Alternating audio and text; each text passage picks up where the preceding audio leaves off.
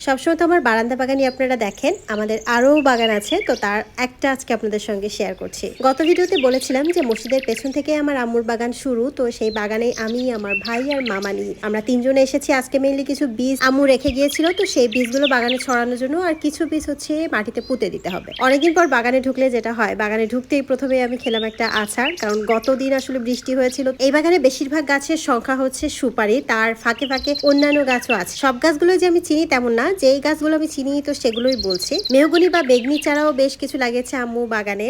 তবে আমাদের বাগানে অনেকগুলো কাঁঠাল গাছ আছে, তারপরে হচ্ছে লেবু, বাতাবি লেবু গাছ আছে। কাগজি লেবু বা অন্যান্য লেবু গাছের ভেতরে নাই। আর কিছু জায়গায় অল্প করে বাঁশের ঝাড় আছে, তবে বাগানের শেষের দিকে বাঁশের সংখ্যা একটু বেশি। বাগানে গাছের ঘনত্ব যে এত বেশি, উপরের আকাশটাই দেখা যায় না। কিভাবে যে রোদ ভেতরে আসে আর এই গাছগুলো কিভাবে যে এত সতেজ থাকে আর এত বাড়ে, এটা বুঝি না। আসলে মাটিতে গাছ লাগানোর মতো শান্তি আর কোথাও নেই। আমরা শহরে যারা বেলকনিতে বা ছাদে গাছ লাগাই, আমরা হাজার হাজার টাকার কত সার কিনি, কিন্তু এখানে দেখেন 1 টাকারও কোনো সার কেনা লাগে না, কারণ যে পাতাগুলো পড়ে এগুলোই হচ্ছে পচে সার হয়। অনেকদিন পর পর আসলে আমাদের যাওয়া হয়, আমরা যখনই যাই বা আম্মু যখনই ছুটিতে আসে, কোনো না কোনো গাছ আম্মু সবসময় লাগায়। বাগানের বেশ কয়েকটা জায়গায় মানি প্ল্যান্ট আর ইনডোর প্ল্যান্ট যেগুলো আমরা লাগাই সেগুলো আছে, কিন্তু আসলে ক্যারি করে নিয়ে আসাটা যে সমস্যা, এজন্য বাসায় যখন আমি মানি প্ল্যান্ট কিনি, অনেকেই অনেক ধরনের কমেন্ট করে যে চাইলে ফ্রি দিতাম, আপনি কিনেছেন। আমাদের এই কর্মব্যস্ত জীবনে আসলে সময়টার এত অভাব যে আমরা কোনো কিছু যদি হঠাৎ একটু প্রয়োজন হয়, সেটা যে আমি যাব যে তারপরে নিয়ে আসবো, তো এই সময়টা আসলে আমাদের হয় না। তখন হচ্ছে আমাদের শহরে বসে আমাদের কিনতে হয়, তো কেনাটাও আসলে কোনো ব্যাপার না, কিন্তু কিছু মানুষের কমেন্ট আসলে খুব উদ্ভট। তো যাই হোক, আজকে হচ্ছে এই যে তেঁতুলের বিচি, জামের বিচি আর হচ্ছে কাঁঠালের বিচি মেইনলি বাগানে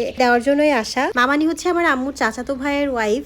মামানিরা যেহেতু এখানেই থাকে, তাই মামানিরাই হচ্ছে আমাদের এই বাগান আর কি দেখাশোনা করে। আমার ভাইরে হচ্ছে মামানি এরিয়া দেখাচ্ছে যে কোন জায়গা থেকে কতটুকু হচ্ছে আম্মুর। ছোটবেলায় তো সবকিছুই সব নানুদের ছিল, আর আমি নানুর সাথে সমস্ত বাগান ঘুরতাম। আমার নানু মারা যাওয়ার পর থেকে বাগানের ভিতরে আমি খুব একটা আসি না, আর এইভাবে তো অনেক বছরই ঘুরি না সমস্ত বাগান। এই চিকুন রাস্তার এক পাশে হচ্ছে আমার মামাদের আর এক পাশে হচ্ছে আমার আম্মুর। এখানে অনেক গাছ আমার নানুর লাগানো, আবার অনেক গাছ হচ্ছে তার আগে থেকে লাগানোই ছিল। অনেক আগের গাছ অল্পই আছে, কিন্তু নানুর হাতে লাগানো গাছগুলো বেশি, আর তারপরে তো অনেক বছর থেকে আম্মু লাগাচ্ছে। বাগানের শেষ সীমানা কতটুকু সেটা হচ্ছে দেখাতে নিয়ে গেছিল মামানি আমার ভাইরে। তো বাগানের শেষের দিকে হচ্ছে একটু বাঁশ বাগান বেশি থাকলেও সামনের দিকে হচ্ছে সুপারি আর অন্যান্য গাছ বেশি। বাগানের ভিতরে তাল গাছ আছে 6-7টার মতো। আমাদের আরেকটা বাগান আছে, সেটা সম্পূর্ণই বাঁশ বাগান, তবে বাঁশ বাগানটা হচ্ছে এই বাগানের যতটুকু তার হচ্ছে দ্বিগুণ বড়। সেটা হচ্ছে একটু অন্য জায়গায়।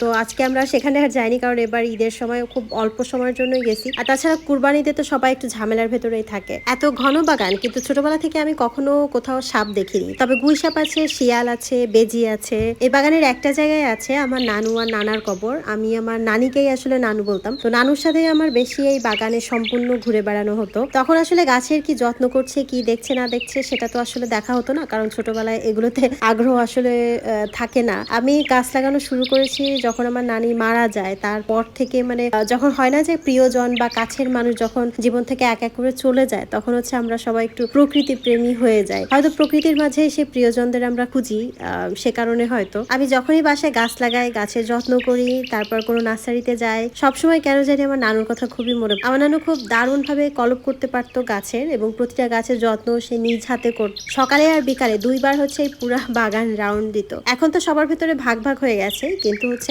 রোডের শুরুতে হচ্ছে বাড়ি, আর একদম রোডের শেষ পর্যন্ত হচ্ছে বাগান, অনেক বড় বাগান বাড়ি। আর অনেকে জিজ্ঞাসা করবেন যে এটা কোথায়, এটা হচ্ছে বাগেরহাট। এই গাছগুলো হচ্ছে ফান গাছ, এগুলো দেখলাম অনেকেই লাগাচ্ছে বেলকনিতে বা হচ্ছে ঘরে, যাদের হচ্ছে ছায়া থাকে। এগুলো যদি আমি আমার বাসায় নিয়ে যাই, তো আমার বাসার টেম্পারেচার এত হাই যে একদিনে শুটকি হয়ে যাবে। সম্পূর্ণ বাড়ি আর বাগান হয়তো অন্য কোনো একটা ভিডিওতে শেয়ার করব। এবার আসলে নানু বাড়িতে যাওয়া হয়নি। নানু বাড়িতে আসলে এখন কেউই থাকে না, শুধুমাত্র বাড়িটা থাকে, আর যখন যার ইচ্ছা হয় তখন সে একটা রাউন্ড দিয়ে চলে যায়, কারণ বাগান বাড়ির ভেতরে এখন আর কেউ থাকতে চায় না, আর কেউ থাকতে পারে না। মামানি আর আমার ভাই প্রথমে হচ্ছে কাঁঠালের বিচি লাগাচ্ছিল। কাঁঠালের বিচি ছড়িয়ে দিলে হয় না, কাঁঠালের বিচি একটু পুঁতে দিতে হয়। আমার ভাই লুঙ্গিটা ইগনোর করবেন প্লিজ, ও আসলে ঘুম ছিল, আমি আর মামানি ওরে টেনে তুলে নিয়ে আসছি। আর আমরা এই 2 ভাই বোনই, আমি বড় আর হচ্ছে আমার ভাই ছোট, ইন্টার পরীক্ষা দিয়েছে, ওর অ্যাডমিশনের জন্য প্রিপারেশন নিচ্ছে। একটু ফাঁকা ফাঁকা করে কাঁঠালের বীজগুলো আসলে লাগাচ্ছিল, কারণ ঘন ঘন তো কাঁঠাল গাছ লাগানো যায় না, আর গাছ ভালো হয় না। একটা বাগান রক্ষা করতে বা একটা বাগানকে সবসময় বাগানের রূপেই রাখতে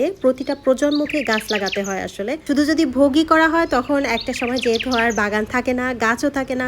অনেক সময় আছে বাজ পড়ে, বাজ পড়েও অনেক গাছ মারা যায়, তারপর ঝড়ে পড়ে যায়, তারপর হচ্ছে এমনিতে অনেক গাছ কেটেও ফেলা হয়। এই ছোট ছোট যে সুপারি গাছগুলো, এগুলো নতুন লাগানো হয়েছে, আর অনেক আগের তেঁতুলের বেশ কয়েকটা সুপারি গাছ এবার মাঝে যে ঝড় হলো না, ঝড়ের সময় পড়ে গেছে, তারপরে বাস পড়ে কয়েকটা গাছ মারা গেছে। এজন্যই সবার নিজ জায়গা থেকে সবারই গাছ লাগানো উচিত যখনই গাছ কাটা হয় বা গাছ মারা যায়। তারপর তো একদম শেষে হচ্ছে মামানি তেঁতুলের বীজ এভাবেই ছড়িয়ে দিচ্ছিল, তো এভাবেই চারা হয়ে যাবে। তো মামানি বলছিল নেক্সট বার যখন আসবা তখন দেখবা যে হচ্ছে খালি চারা হয়ে গেছে।